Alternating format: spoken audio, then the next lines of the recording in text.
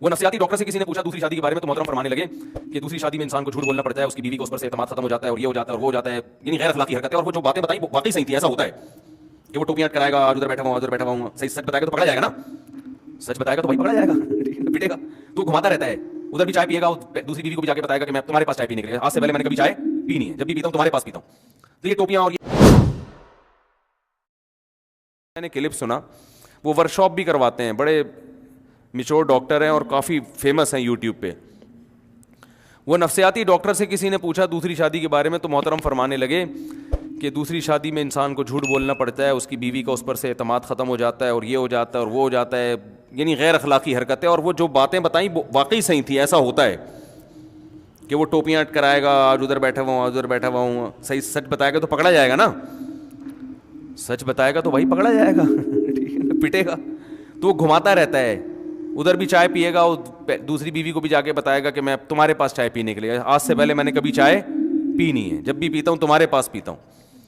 تو یہ ٹوپیاں اور یہ سب جھوٹ اور اعتماد ختم اور یہ سب بے پناہ نقصانات, اور اس سے بیوی ڈپریشن میں جاتی ہے, یہ ہوتا ہے وغیرہ وغیرہ. بالکل صحیح کہا. لیکن محترم یہ بھول رہے ہیں کہ جن عورتوں کو بندہ ہی نہیں مل رہا شادی کے لیے, وہ جو ڈپریشن میں جا رہی ہیں, ان کا آپ کے پاس حل کیا ہے؟ یعنی اس بندے کی ڈپریشن اور اس کی بیوی کی ڈپریشن کا تو خیال کیا جا رہا ہے. ان بیوہ طلاق یافتہ غریب لڑکیاں جو لاکھوں کی تعداد میں بیٹھی ہوئی ہیں, جن کو میاں نام کی کوئی چیز مل ہی نہیں رہی ہے, ان کی ڈپریشن پہ کوئی مقالہ نہیں ہے, کوئی تحقیق نہیں ہے, اور اس کا کوئی حل نہیں ہے. تو اس لیے کہتے ہیں کہ وحی کی تعلیمات کے بغیر جب انسان اپنی عقل سے سوچتا ہے نا تو ٹھوکریں کھاتا ہے. عقل وہ ہے جو قرآن کے تابع ہو. پھر آپ کو عقل ایسا خاندانی گائیڈ کرے گی نا, ایسے خاندانی راستہ بتائے گی جس کو قرآن نے مثالیں دی ہیں. اگر صرف قرآن ہے عقل نہیں ہے تو بھی گمراہ ہوگا انسان, کیونکہ عقل تو قرآن تو ایک روشنی ہے نا, چلنا تو خود ہے اس میں. قرآن زبردستی دھکا دے کے تھوڑی چلائے گا آپ کو. قرآن دیکھو اللہ نے کیا پیاری مثال دی ہے قرآن میں. اللہ نور السماوات والارض, اللہ زمین آسمان کا نور ہے. کیا مطلب؟ جیسے نور سے روشنی ہوتی ہے نا, اندھیروں میں ہمیں نور سے راستے نظر آتے ہیں, ایسا ہی ہوتا ہے نا. ارے آپ ایک جنگل میں کھڑے ہوئے ہیں, گھپ اندھیرا ہے, منزل ملے گی آپ کو؟ پتہ چلے گا کہاں کھائی ہے, کہاں پانی ہے, کہاں پل ہے, کہاں شیر ہے, کہاں چیتا ہے, کہاں راستہ ہے, کچھ بھی سمجھ نہیں آئے گا. تو ایسے میں آپ کو کیا چاہیے ہوتا ہے؟ نور, روشنی. روشنی آپ کو چلا نہیں دیتی, روشنی دکھا دیتی ہے. روشنی کیا کرتی ہے؟ دکھا دیتی ہے. بھائی یہ کھائیے, یہ شیر بیٹھا ہوا ہے وہاں جناب بھیڑی ہیں, وہ آوازیں آئیں گی نا آپ کو, آپ عقل استعمال کرو گے, یار وہ کی جو آوازیں آ رہی ہیں اس کا مطلب اس سمت میں کیا ہے؟ بھیڑیے بیٹھے ہوئے. تو عقل استعمال کرتا ہے انسان, اس روشنی کی موجودگی میں اس سے فائدہ اٹھا کے جب عقل استعمال کرے گا تو صحیح سمت میں چلنا شروع. اگر روشنی نہیں ہے, سالی کھوپڑی ہے صرف آپ کے پاس, عقل کھوپڑی کو بھی کہتے ہیں نا, تو کھوپڑی ہے آپ کے پاس, روشنی نہیں ہے, تو خالی کھوپڑی سے راستہ نظر نہیں آئے گا, دھکے کھائے گا وہ. اور اگر روشنی تو ہے مگر کھوپڑی نہیں ہے آپ کے پاس, تھوڑی سی میں ایسے جلدی میں ایسی باتیں کر لیتا ہوں, کھوپڑی ٹھوپڑی کہنا تو عقل ہی چاہیے, اس طرح کی لینگویج استعمال کرنا مناسب نہیں ہے. تو اصل میں جو کچھ الفاظ ہماری زبانوں پہ چڑھ گئے ہیں نا, اب کسی کو لوگ بتاؤ آپ میں عقل نہیں ہے تو اس کی سمجھ میں بات نہیں آتی, آپ اسے بولا آپ کی کھوپڑی ہے ہی نہیں, ٹھیک ہے نا, وہ فوراً سمجھ جاتا ہے. تو یہ الفاظ میری زبان پہ لوگوں سے بات کر کے چڑھ گئے ہیں زبان پہ. تو اب مہذب لیکچر تو اس طرح نہیں ہوتے, وہ تو یہی ہوتے ہیں آپ کے عقل شریف, ٹھیک ہے نا, اور اس طرح کی چیزیں انگلش تھوڑا سا لگا کے وہ چلا دیتے ہیں بات کو. ہم بالکل دیسی زبان استعمال کرتے ہیں. تو روشنی ہے, کھوپڑی نہیں ہے تو بھی فائدہ نہیں ہے, اس لیے کہ روشنی میں آپ کو سب کچھ نظر آئے گا مگر آپ جج نہیں کر سکتے. جدھر شیروں کی آواز آ رہی ہے آپ اس طرف چلنا شروع ہو گئے, لوگ کہیں گے عقل استعمال کر, اللہ کے بندے ادھر سے دھاڑنے کی آواز آ رہی ہے, مرے گا وہاں پہ. آپ کہہ رہے ہو نہیں, چونکہ روشنی موجود ہے تو اب مجھے عقل استعمال کرنے کی ضرورت نہیں ہے, تو یہ بات درست ہوگی. اور اگر اندھیرے ہیں, خالی عقل سے ہی فیصلہ کر رہا ہے کہ راستہ کدھر ہے, بھائی راستہ تو آنکھ سے نظر آتا ہے, اور آنکھ روشنی کے بغیر نہیں دیکھتی, اس کے بعد گیس کرنا پڑتا ہے کہ کون سا راستہ صحیح ہے کون سا غلط ہے. تو قرآن نے ایسی خاندانی مثال دی ہے, قرآن نے روشنی کی اہمیت کو بھی بیان کیا اور عقل کی اہمیت کو بھی.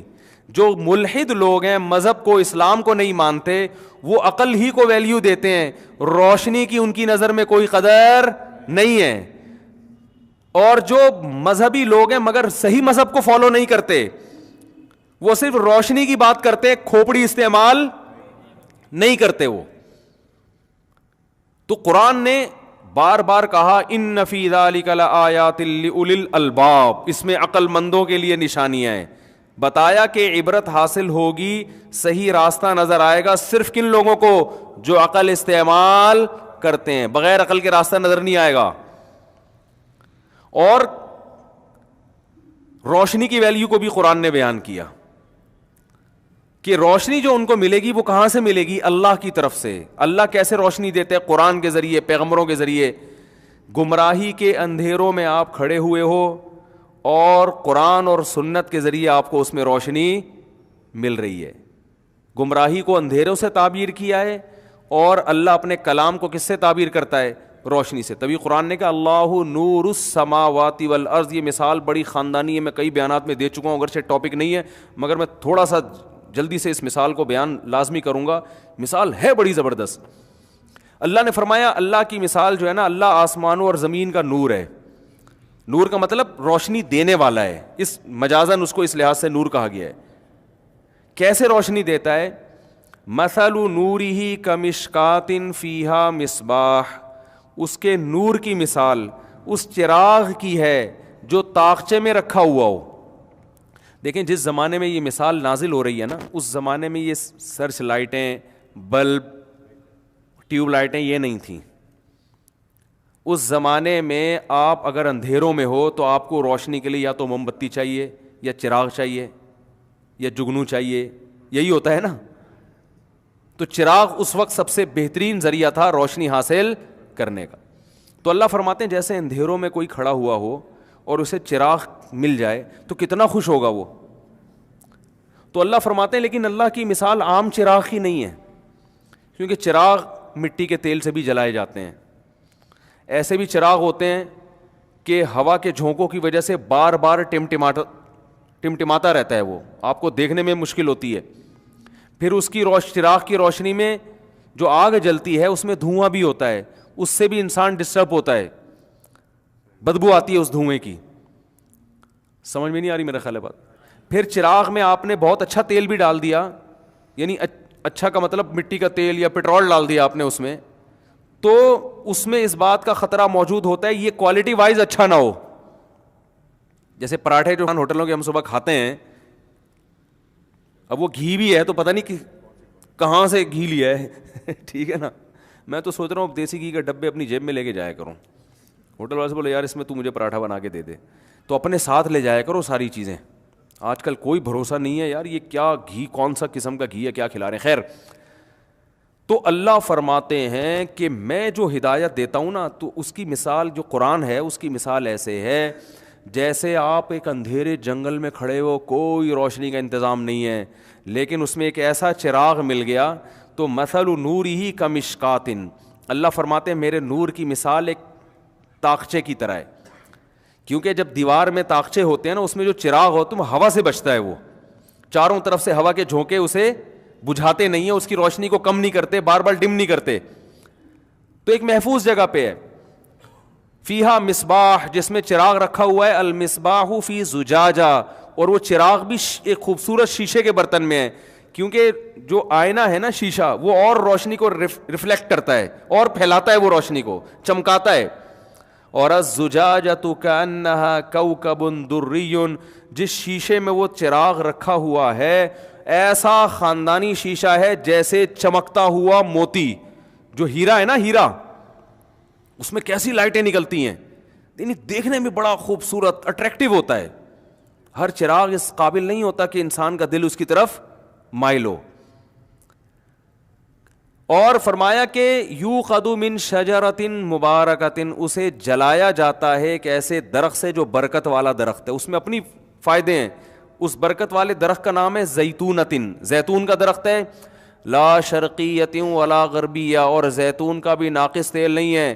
زیتون کا وہ درخت جو بالکل سیدھا پروان چڑھا ہو، جس پہ بھرپور طرح سے دھوپ لگی ہو، نہ مشرق کی طرف اور نہ مغرب کی طرف جھکا ہوا ہو، کیونکہ پودا جب سیدھا جاتا ہے نا تو دھوپ بھرپور لگتی ہے اس کو، اور اس میں تیل بہت اچھی کوالٹی کا پیدا ہوتا ہے. اور اللہ فرماتے ہیں کہ ایسا حساس تیل ہے، ایسا روشنی کو پکڑتا ہے کہ یکاد زیتھا یضیء ولو لم تمسسہ نار، ابھی آگ اس کے قریب نہیں گئی اور آگ کو پکڑ لیتا ہے وہ. تو ایسا جو سینسیٹیو قسم کا تیل ہوتا ہے نا، اس کی روشنی بہت ہوتی ہے. تو اللہ نے مثال دی زیتون کی، کیونکہ زیتون کے تیل میں دھواں نہیں ہوتا، بدبو نہیں ہوتی.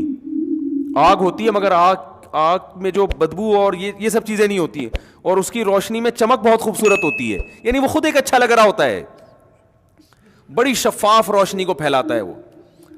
آگے اللہ نے کیا فرمایا؟ نور علی نور، اور ایسا چراغ ہے، اتنی تیز روشنی ہے کہ تمہیں ایسا لگے گا روشنی کے اوپر روشنی کی تہ چڑھائی ہوئی ہے کسی نے. کیا خاندانی بلاغت ہے یار، کیا مثال ہے. آگے اللہ نے فرمایا اللہ نے تو یہ روشنی پیدا کر دی، عقل مند لوگ اس روشنی کے تحت اپنی عقل کو استعمال کر کے چل رہے ہیں. لیکن آگے اللہ نے فرمایا وَمَن لَّمْ يَجْعَلِ اللَّهُ لَهُ نُورًا فَمَا لَهُ مِن نُور. کچھ بدبخت ایسے بھی ہیں کہ ایسی خوبصورت روشنی کے باوجود اللہ نے ان کے لیے روشنی پیدا نہیں کی، ان کی بدعمالیوں کی وجہ سے ان کو اندھا کر دیا ہے کہ وہ ایسے چراغ سے بھی فائدہ نہیں اٹھاتے. کیا خاندانی مثال ہے یار. اور آگے اس سے پہلے فرمایا یہدی اللہ لنورہ من یشاء، جس کو چاہتا ہے اس روشنی کی طرف اللہ ہدایت دے دیتا ہے. اور ظاہر ہے اسی کو چاہتا ہے جو خود بھی چاہتا ہو، جس کے دل میں انابت ہو.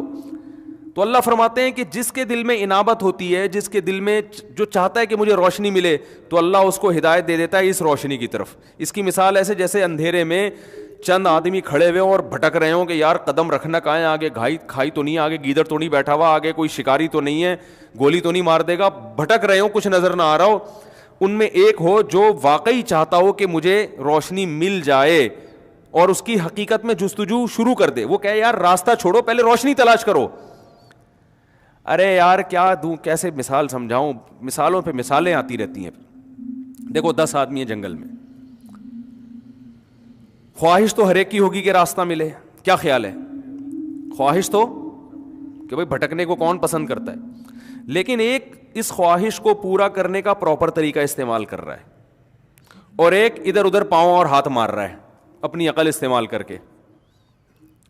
تو پراپر طریقہ کیا ہے کہ بھائی اس اندھیرے میں جتنے بھی ہاتھ پاؤں چلاؤ کچھ بھی نظر نہیں آئے گا، گرو گے. یہ عقل کا یہاں موقع ہی نہیں ہے عقل استعمال کرنے کا.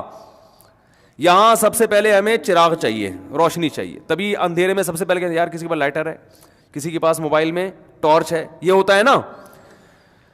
آپ کہیں جنگل میں اکیلے رہ گئے، 2-4 لوگ آپ کے ساتھ، اور پھنس گئے کہیں، اندھیرا ہو گیا، تو سب سے پہلا سوال ہو بھائی کسی کے پاس لائٹ ہے، ٹارچ ہے، یہ ہوگا یا یہ ہوگا کہ یار تھوڑو کھوپڑی استعمال کرو. اصل عقل ہوتی ہے، عقل سے سب کچھ سمجھ میں آتا ہے.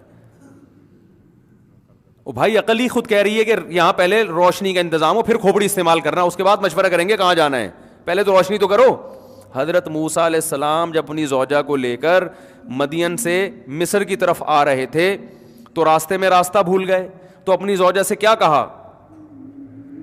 اپنی زوجہ سے کہا، وہ کیا قرآن کے بڑے پیارے الفاظ ہیں وہ، کہ فلما وسار بأہلہ آنس من جانب الطور نارا قال لأہلہم کثوا. اپنی زوجہ سے فرمایا یہاں ٹھہرو، انی آنست نارا، مجھے کہیں آگ نظر آ رہی ہے، انی آنست نارا، مجھے آگ نظر آ رہی ہے، میں جا کے یا تو اقتبسو، اس سے شعلہ لے کر آؤں گا، او اجد علی النار ہدا، یعنی اس سے روشنی ہمیں ملے گی، یا وہیں ہو سکتا ہے آگ ہوتی ہے تو وہاں لوگ بھی ہوتے ہیں، وہیں ہمیں کوئی گائیڈنس مل جائے، راستہ پتہ چل جائے کہ کہاں جانا ہے ہم نے. تو انسان جب اندھیروں میں ہوتا ہے تو سب سے پہلے کیا تلاش کرتا ہے؟ بولو، بولنے پر گورنمنٹ نے پابندی لگی، روشنی تلاش کرتا ہے، روشنی. تو قرآن کے الفاظ ہیں کہ یہدی اللہ لنورہ. ہاں میں مثال دے رہا تھا. اب 10 آدمی ہیں، تو 10 آدمی جو ہے نا وہ اندھیرے میں بھٹک گئے اور مشورہ ہو رہا ہے کیا کرنا چاہیے. 5 ان میں سے کہہ رہے ہیں کہ بس چلو عقل استعمال کرو, کھوپڑی استعمال کرو اور چلنا شروع کرو. وہ 5 کہہ رہے ہیں کہ یار یہ بے وقوفی والا کام ہے, ہمیں سب سے پہلے روشنی کی فکر کرنی چاہیے. تو اللہ نے قرآن میں کیا فرمایا کہ جو چاہتا ہے نا راستہ تلاش کرنے کی صحیح سمت میں چلنا چاہتا ہے, کہ راستہ جو بھی چاہتا ہے اس کو پہلے روشنی کا انتظام چاہیے. تو جو روشنی کی تلاش میں ہوتا ہے یہدی اللہ لنورہ, اللہ اسے اس روشنی کی طرف رہنمائی کر دیتا ہے, کیونکہ ہدایت کی روشنی ہے نا, یہ کوئی حقیقی چراغ تھوڑی ہے. ارے جنگل میں 10 آدمی پھنس گئے, 5 آدمی کہہ رہے ہیں اپنی کھوپڑی استعمال کریں گے, 5 کہہ رہے ہیں نہیں بھائی روشنی. ایک عقل مند کہتا ہے کہ میں 10 کو ٹارچ نہیں دوں گا, جو روشنی مانگے گا اس کو ٹارچ دوں گا. تو عقل مندی کا تقاضا یہی ہے نا کہ یار جو روشنی مانگ رہا ہے اس کو دے دو. ٹارچ ٹوٹل 5 ہیں, 10 ہیں نہیں, تو بھائی جو ٹارچ مانگ رہا ہے اس کو ٹارچ دے دو, جو نہیں مانگ رہا اس کو ایسے ہی رہنے دو. بات آ رہی ہے سمجھ میں کہ نہیں آ رہی ہے؟ تو اللہ نے بھی محدود لوگوں کو جنت میں لے کے جانا ہے. دنیا میں تو سب کو ملے گا, جنت محدود, جہنم میں بھی کچھ جائیں گے, کچھ کہاں جائیں گے, جنت میں بھی. تو سب کو ہدایت ملے گی نہیں. تو اللہ کا اصول ہے کہ جو گمراہی کے اندھیروں میں ہو تو جو اس میں روشنی مانگے گا اور چاہے گا کہ مجھے روشنی ملے, اللہ اس کو اس چراغ کی طرف جس کو قرآن کہا جاتا ہے, جس کو اللہ کا کلام کہا جاتا ہے, اس کی طرف اللہ اس کو اس کی رہنمائی کرے گا. جیسے آپ ٹارچ خود تو تقسیم نہیں کر رہے, لیکن آپ نے دیکھا 5 آدمی چاہ رہے ہیں کہ مجھے روشنی ملے, تو آپ بتا دیں یار چھپڑ میں وہاں نیچے رکھی ہوئی ہے روشنی کا انتظام ہے, آپ اس کو گائیڈ کریں گے. تو جو غیر مسلم چاہتا ہے کہ مجھے ان راستوں میں صحیح روشنی ملے, گائیڈنس ملے, جو چاہتا ہے, تو اللہ فرماتے ہیں ہم اس کے دل میں قرآن کی صداقت ڈال دیتے ہیں, قرآن کی طرف لے آتے ہیں ہم اس کو. جو نہیں چاہتا وہ کہتے ہیں نہیں عقل ہی فیصلہ کرے گی, تو اللہ اسے اندھیروں میں چھوڑ دیتے ہیں. تو وَمَن لَّمْ فرمائے یہدی اللہ لنورہ من یشاء, اللہ اس نور کی طرف جس کی چاہتا ہے رہنمائی, جس کو چاہتا ہے رہنمائی کر دیتا ہے. وَمَن لَّمْ يَجْعَلِ اللَّهُ لَهُ نُورًا, اور جس کو اللہ روشنی کی ہدایت کی روشنی نہ دے, فَمَا لَهُ مِن نور, اسے کہیں سے بھی روشنی نہیں مل سکتی. کیا زبردست آیت ہے خدا کی قسم. ایسے ایسے اعتراضات اور اشکالات رفع کر رہی ہے نا یہ, کہ اگر یہ ایک آیت سمجھ میں آ جائے آپ کو اسلام سمجھ میں آ جائے گا, اور آپ کو پتا چلے گا کہ اسلام انسانیت کے لیے کتنی بڑی نعمت اور کتنی بڑی رحمت ہے. اس کے بغیر آپ اندھیروں میں ہیں. تو اللہ فرماتے ہیں وَمَن لَّمْ يَجْعَلِ اللَّهُ لَهُ نُورًا. مجھے بھی یہ آیتوں کا مطلب نا, اب جب میں ملحدین سے ملتا ہوں, ان کی تقریریں سنتا ہوں, لبرل لوگوں سے ملتا ہوں, میں اگر قسم اٹھا کے بولوں نا کہ ان کی تفسیروں کا مطلب مجھے اب سمجھ میں آیا ہے, جب پڑھا تھا اس وقت مجھے بھی سمجھ میں نہیں آیا تھا. جب ہم مدرسے میں بچے تھے نا, پڑھتے تھے, یہ آیتوں کی تفسیر مجھے کم از کم مجھے سمجھ میں نہیں آتی تھی پوری طور پر. وجہ اس کی ہے کہ بعض چیزیں سمجھنے کے لیے اسی ماحول میں جانا پڑتا ہے جس ماحول میں آیتیں نازل ہو رہی ہیں. اس ماحول میں جائیں گے تو ان کا مفہوم سمجھ میں آئے گا. اس ماحول سے ہٹ کے پڑھیں گے مدرسوں میں بیٹھ کے, وہ نہیں سمجھ میں آئے گی یہ کیا کہہ رہا ہے قرآن. ایسا لگے یار جس کو اللہ چاہتا ہے ہدایت دیتا ہے, جس کو اللہ چاہتا ہے نہیں دیتا. اب یہ آیتوں کا مطلب سمجھ میں آ رہا ہے. وَمَن لَّمْ يَجْعَلِ اللَّهُ لَهُ نُورًا, جس کو اللہ روشنی نہ دے, فَمَا لَهُ مِن نور, اسے کہیں اور سے چراغ نہیں مل سکتا کہ وہ اس کی روشنی میں سفر کرنا شروع کر دے. اس میں اقوام متحدہ پر بھی رد ہے, ٹھیک ہے نا. بعض لوگ سمجھتے ہیں یونائٹڈ نیشن ہمیں صحیح گائیڈ کرے گی, انسان کو انسانیت کا راستہ یونائٹڈ نیشن دکھائے گی. بعض کہتے ہیں امریکہ والے دکھائیں گے, بعض کہتے ہیں جاپان کے سائنسدان ایک نمبر ہوتے ہیں, ان سے پوچھو لائف کیسے گزارنی ہے. بعض کہتے ہیں یار برٹش نے بڑی ترقی کی ہے, برطانیہ نے, گوروں سے پوچھو لائف کیسے گزارنی ہے, صحیح کیا ہے غلط کیا ہے. اللہ فرماتے ہیں یہ ہدایت کا راستہ صرف اللہ کے ہاتھ میں ہے. جس کو اللہ نے گائیڈ نہ کیا ہو اس کے پاس من نور کے اندر تنوین بھی تاکید کے لیے, اس کا مطلب ذرا بھی روشنی نہیں ہے اس کے پاس, اور من بھی تاکید کے لیے, اس کا مطلب چراغ تو دور کی بات ہے, ایک جو چھوٹی سی روشنی جگنو کی روشنی ہوتی ہے نا وہ بھی ان کے پاس نہیں ہے, اور تم ان سے پورے سرچنگ لائٹیں مانگ رہے ہو ان سے. صحیح ہے نا, تم ان سے وہ لائٹیں مانگ رہے ہو جو اسٹیڈیم میں لگی ہوتی ہیں رات کے وقت. تم یہ توقع کر کے بیٹھے ہو ہم ان کو فالو کریں گے, ان کے پاس صحیح ہدایت کا راستہ ہے, یہ ہمیں بتائیں گے کہ صحیح کیا ہے اور غلط کیا ہے. تو تم ان سے اتنی توقعات لگا رہے ہو. اللہ فرماتے ہیں ان کے پاس تو ماچس کی تیلی نہیں ہے, اندھیرے میں جلا کے تمہیں دکھا دیں ہے کیا یہ. کاش یہ باتیں سمجھ میں آ جائیں. ان کے پاس جو ہے وہ دنیا ہے, وہ موبائل اچھا بنا لیتے ہیں, لاؤڈ اسپیکر اچھا بنا لیتے ہیں, اور چاند پہ چلے جاتے ہیں, خلائی سیارے. انسان کو انسان بنانے کا راستہ ان کے پاس نہیں ہے. اگر کچھ ہے وہ بھی تم سے لیا انہوں نے, وہ بھی پیغمبروں کی تعلیمات ہیں ان کے پاس, جو پرانی تعلیمات مسخ ہو کے کچھ اس کے آثار باقی بچے ہوئے ہیں. میں سمجھا پا رہا ہوں اپنی بات کہ نہیں سمجھ میں آ رہی؟ تو اللہ فرماتے ہیں وَمَن لَّمْ يَجْعَلِ اللَّهُ لَهُ نُورًا, جس کے لیے اللہ روشنی پیدا نہ کرے, فَمَا لَهُ النور ہوتا تو اس کا مطلب ہوتا اس کے لیے روشنی نہیں ہے. فَمَا لَهُ نُورٌ ہوتا اس کا مطلب اس کے لیے سرے سے کوئی روشنی ہے ہی نہیں. فَمَا لَهُ مِن نُورٍ کا مطلب ہے سرے سے کوئی روشنی کا تصور ہی ممکن نہیں ہے. اتنی سی بھی روشنی نہیں ہے جو جگنو کے پاس ہوتی ہے. تھوڑا بہت راستہ جگنو بھی دکھا دیتا ہے, ماچس کی تیلی جلا کے بھی تھوڑا سا سمجھ میں آ جاتا ہے یار ادھر ٹرن کرنا ہے, ادھر ٹرن نہیں کرنا. اللہ فرماتے ہیں ان کے پاس یہ بھی نہیں ہے. اور ہم امیدیں لگا کے بیٹھے ہیں کہ گورا ہمیں بتائے گا کہ شادی ہم نے کس عمر میں کرنی ہے, بچے کتنے پیدا کرنے ہیں, اور زندگی کا مقصد کیا ہے, اور ہومو سیکس کو جیسے انہوں نے حلال کر دیا, لوگ اس پہ بھی انہی کے حوالے دیتے ہیں نا کہ اس میں برائی کیا ہے, اور خاندانی نظام کی ایسی کی, بولو بھائی, ایسی کی تیسی کر دی. بس جو چند چیزیں اخلاقیات ان کے ہاں ہیں اسی کو سب کچھ سمجھا جاتا ہے, اس لیے کہ وہ سمجھتے ہیں تھینک یو سے بات کرنے کو وہ اچھا سمجھتے ہیں. تو ہم کہتے ہیں یار تھینک یو سے بات کرنا بہت ثواب ہے, کیونکہ گورا تھینک یو سے بات شروع کرتا ہے, تھینک یو پہ ختم کرتا ہے.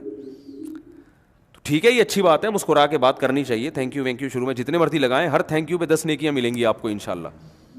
نبی نے فرمایا کسی سے مسکرا کے بات کرنا کیا ہے, صدقہ ہے. تو مسکرانے میں تھینک یو بھی داخل ہے نا. مسکرانے کا مقصد تو تھینک یو کہنے سے حاصل ہو جاتا ہے, کائنڈلی کہنے سے حاصل ہو جاتا ہے. کائنڈلی آپ ذرا یہاں بیٹھ جائیں, ہمارے آگے دھکا دے گا وہ ادھر, تیرے کو پتہ نہیں کس کی جگہ یہ, وہ آئے گا تھوڑا کائنڈلی آپ. یہ تو اچھے اخلاق پر تو یہ تو قرآن بھی اپریشیٹ کرتا ہے اس کو. تو ہدایت میں تو سب سے پہلے یہ ہے کہ آپ نے جانا کہاں ہے. جب آپ جنگل میں کھڑے ہوتے ہو نا تو آپ کو روشنی چاہیے ہوتی ہے, اس لیے نہیں کہ یہ بتائے کہ آپ نے جانا کہاں ہے, یہ تو پہلے سے پتا ہوتا ہے جانا کہاں ہے. روشنی آپ کو راستہ دکھا دے گی کہ آپ نے جہاں جانا ہے اس کے لیے آپ کو اس سمت میں چلنا پڑے گا. لیکن جس کو جنگل میں یہی نہ پتا ہوگا جانا کہاں ہے, وہ کتنے اندھیروں میں ہوگا. اس کو تو ایسا چراغ چاہیے جو پہلے اس کو یہ بتائے کہ تو نے جانا کہاں ہے. وہ پہلے یہ بتائے, پھر یہ بتائے کہ یہاں جانے کا راستہ یہ ہے. تبھی اللہ نے کیا فرمایا, ان کے پاس سرے سے روشنی نہیں ہے. یعنی یہ والی روشنی جو ان کو یہ بتائے کہ تم نے جانا کہاں ہے, یہ والی بھی نہیں ہے. ان کو یہی نہیں پتا ہم پیدا کیوں ہوئے ہیں. بہت مشکل ہے میرے بھائی بات سمجھا. دیکھو انسان کا جو لائف, یہ تو ساری دنیا مانتی ہے کہ دنیا مسافر خانہ ہے. بس یہ بات کر کے بیان ختم کر رہا ہوں. ساری دنیا کو پتا ہے دنیا کیا ہے, یہ ٹریولنگ ہے ہماری, سفر کر رہے ہیں. مجھے ایک بات بتاؤ, جب بھی انسان سفر کرتا ہے تو منزل کا تعین پہلے ہوتا ہے نا, اس کو سوچ کے انسان ایک شیڈول بناتا ہے کہ آپ نے جانا ہے پشاور, پھر آپ کہیں گے یار جہاز میں جاؤں, بس میں جاؤں, ٹرین میں جاؤں. ٹرین میں جانا ہے تو راستے میں کتنا کھانا رکھنا ہے, رکھنا بھی ہے کہ نہیں رکھنا, کہاں کہاں اسٹیشن پہ گاڑی رکے گی, یہ سب چیزیں پہلے آپ کو پتہ تو ہوگا. آپ گھر سے نکل گئے, اب آپ سوراب گوٹ پہ جا کے پوچھ رہے ہیں کون سی بس جائے گی, کس بس میں بیٹھوں. اگلا پوچھے گا آپ نے جانا کہاں ہے, کہہ رہے یہ چھوڑو, بس مجھے بتاؤ کس بس میں بیٹھوں. تو وہ کہے گا بھائی اگر بس ہی کو انجوائے کرنا ہے نا, آپ نے خود بس کے جھولے ہی مقصود ہیں, تو ایئر کنڈیشن بس میں بیٹھ جاؤ آپ. تو چونکہ آپ کا مقصد ہی بس کے سفر کو انجوائے کرنا ہے, تو پھر آپ کو اس سے بحث کی کہ کوئٹہ جا رہی ہے یا پشاور والے کراچی آ رہے ہیں. ان دنوں میں جب کراچی کے حالات کیا چل رہے تھے, خراب. تو بس ہی اگر مقصود بنا لو گے تو پھر تو میرے بھائی پھر ایک الگ چیز ہے. تو گورے نے بس کو مقصود بنایا ہوا ہے. یعنی وہ کہتے ہیں کہ اس بس میں سفر کرو جس کی سیٹیں اچھی ہوں اور ایئر کنڈیشن بس ہو. جا کہاں رہی ہے آپ کی زندگی, جا کس سمت میں رہی ہے, چھوڑو یار وہ تو مر جاؤ گے, ختم ہو جائے گا سب کچھ. سمت کیا ہوتا ہے. تو لہذا وہ کہتے ہیں پیسہ, جیسے سفر میں انسان کو سہولتیں چاہیے نا. ارے ٹرین میں آپ چڑھ کے بیٹھ گئے, پتہ نہیں جا کہاں رہی ہے, وہ آپ نے کہا چھوڑو جا کہاں رہی ہے. وہ آپ نے ٹکٹ چیکر پوچھ رہا ہے بھائی تجھے کہاں کا ٹکٹ لا کے دوں میں, تو نے تو ٹکٹ نہیں لیا, بتا دے میں تیرے لیے ارینج کر دیتا ہوں. تو جانا کہاں ہے, کہ چھوڑ یار جانا کہاں ہے, تو یہ بتا لسی ٹائم پہ ملے گی, چائے ٹائم پہ ملے گی, اے سی چل رہا ہے ٹرین کا. تو وہ کہے گا اس کا مقصد, تمہارا مقصد ہی سفر ہے, تم سفر ہی کو انجوائے کر رہے ہو, تو پھر جس میں بھی جاؤ جا کے بیٹھ جاؤ. یہی ہوگا کہ نہیں ہوگا؟ تو پھر ایسے انسان کا کوئی نہ کوئی ویژن ہوتا ہے. اس انسان کا ویژن ہے انجوائے کرنا لائف کو, سفر کو انجوائے کرنا. سمجھ میں آ رہی ہے بات؟ پھر یہ ویژنری لوگ نہیں ہوتے. تو انگریز کہاں سے ویژنری ہو گیا میرے بھائی؟ کہاں سے ویژنری ہو گیا؟ جو اسی سفر کو سب کچھ سمجھتا ہے, اس کا تو کوئی ویژن ہی نہیں ہے. جن چیزوں کو وہ ویژن بنا رہے, وہ ویژن بنانے کے قابل نہیں ہے. سفر کبھی بھی خود مقصود نہیں ہوتا. اگر سفر میں آپ چیزوں کو مقصود بنا لو تو آپ سے بڑا بے وقوف دنیا میں کوئی نہیں ہے. آپ ٹرین میں سے سفر کر رہے ہو کہ سیٹیں بہت اچھی ہیں, مزہ آ رہا ہے, جھولے مل رہے ہیں مجھے, تو بچے تو یہ کام کرتے ہوئے اچھے لگتے ہیں, اور کبھی زندگی میں نہ کیا ہو تو بھی اچھا لگتا ہے کہ چلو یار ایک دفعہ ٹرین کا چکر بھی لگا لیتے ہیں, کہیں بھی جا رہی ہے بیٹھ جاؤ. جیسے وہ آئے گا بھائی آئے گا, کوئی نہ کوئی تو آئے گا, سنا ہے آپ نے؟ ہم بچپن میں اللہ معاف فرمائے ڈرامے دیکھا کرتے تھے, اس وقت بڑے سیدھے سیدھے ڈرامے آتے تھے. تو الیکشن کے دنوں میں ایک ڈرامہ آ رہا تھا, اکثر تو لوگ کہتے ہیں نا آئے گا بھائی آئے گا, اعظم خان آئے گا, جو بھی سیاسی لیڈر ہوتا ہے ان کے نعرے لگا رہے ہوتے ہیں نا, آئے گا بھائی آئے گا, فلانا آئے گا. تو دیکھا کچھ لوگ نعرے لگا رہے ہیں آئے گا بھائی آئے گا, کوئی نہ کوئی تو آئے گا. تو ان سے پوچھا کہ یار یہ کیا؟ انہوں نے کہا یار ہماری کوئی سیاسی تنظیم نہیں ہے. دوسرا, اگر ہم جس کا نعرہ لگا رہے ہیں وہ آئے گا اور وہ نہیں آیا تو بعد میں کیا ہوگی؟ بے عزتی ہوگی. تو ہم نعرہ ایسا لگا رہے ہیں کہ کوئی بھی آئے تو ہم ہی جیتے گئے. ہم نے کہا تھا آئے گا بھائی آئے گا, کوئی نہ کوئی تو آئے گا. تو گورا کا لائف یہی ہے کہ جائیں گے بھائی جائیں گے, کہیں نہ کہیں تو جائیں گے. کہاں جائیں گے چھوڑو, یا کیا کرنا ہے, جائیں گے بھائی جائیں گے بھائی جائیں گے, کہیں نہ کہیں تو جائیں گے.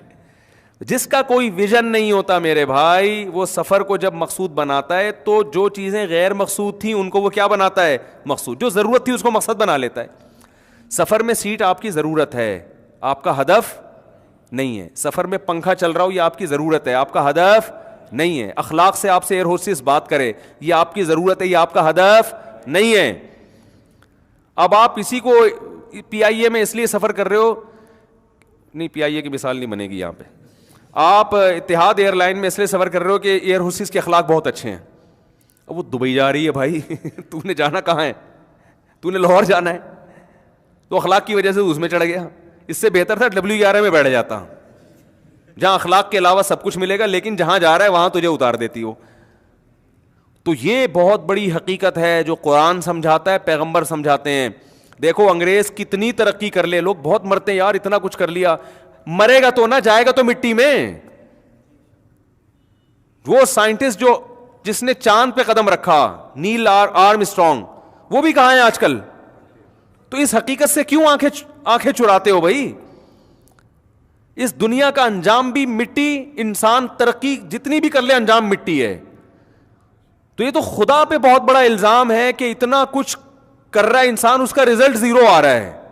یہ تو خدا پہ الزام ہے کہ پیدا کر کے بھائی ایسے ہی چھوڑ دیا جاؤ, مر مر کے مٹی ہو کے ختم ہو جاؤ, کوئی مقصد ہی نہیں ہے. تو اللہ کہتے ہیں یہ تو میرے اوپر الزام لگا رہے ہو تم لوگ کہ میں نے تمہیں کسی خاص ہدف کے لیے پیدا ہی نہیں کیا, بس پیدا کر کے چھوڑ دیا, لائف کو انجوائے کرو, مزے اڑاؤ, مر جاؤ, ختم. انسان میں جانوروں میں فرق ہے بھائی, جانور انسان کے لیے پیدا ہوئے ہیں, انسان کو کوئی بڑا ہدف دیا گیا ہے جو گورے کے پاس نہیں ہے. جب نہیں ہے تو وہ لائف اسٹائل, لائف گزارنی کہاں ہے, کس سمت میں چلنا ہے, یہ اس کے پاس وہ تعین کر ہی نہیں سکتا ہے. ہم چاند پہ پہنچنے کو کے خلاف نہیں ہیں, ہم اس تسخیر کائنات کے خلاف نہیں ہیں, لیکن تسخیر کائنات کا بھی ایک ہدف ہونا چاہیے, اس کا بھی ایک مقصد ہونا چاہیے. وہ الگ بات ہے, مسلمان تو نہ وہ ادھر کا رہا نہ ادھر کا رہا, وہ کسی مقصد میں بھی نہیں ہے اب. لیکن قرآن تو بہرحال گائیڈ کر رہا ہے نا آپ کو, قرآن تو آپ کی آنکھیں کھول رہا ہے کہ یہ جو عقل پرستی ہے یہ کافی نہیں ہے تمہارے لیے. تو جب اس کے پاس بیچارے کے پاس ہدف ہی نہیں ہے, اور یہ گوروں نے خود اعتراف کیا ہے کہ آپ جب بھی زندگی کا ویژن بناتے ہیں, جب بھی آپ اپنی کوئی پلاننگ کرتے ہیں نا کہ میں نے لائف کیسے گزارنی ہے, تو ہمیشہ اس ہدف کو سامنے رکھ کے پلاننگ کی جاتی ہے. دیکھو ایک آدمی MBBS ڈاکٹر بن رہا ہے, ایک لڑکا, تو اپنے دن بھر کے ٹائم کو اسی حساب سے مینیج کرے گا نا کہ میرا ہدف کیا ہے, ڈاکٹر بننا ہے. اب وہ ٹائم بننا ڈاکٹر ہے, وہ روزانہ پلمبر کے پاس جا کے بیٹھتا ہے 2 گھنٹے. تو لوگ کہیں گے تو پہلے یہ طے تو کر, تو نے ڈاکٹر بننا ہے یا پلمبر بننا ہے, کہیں گے نا.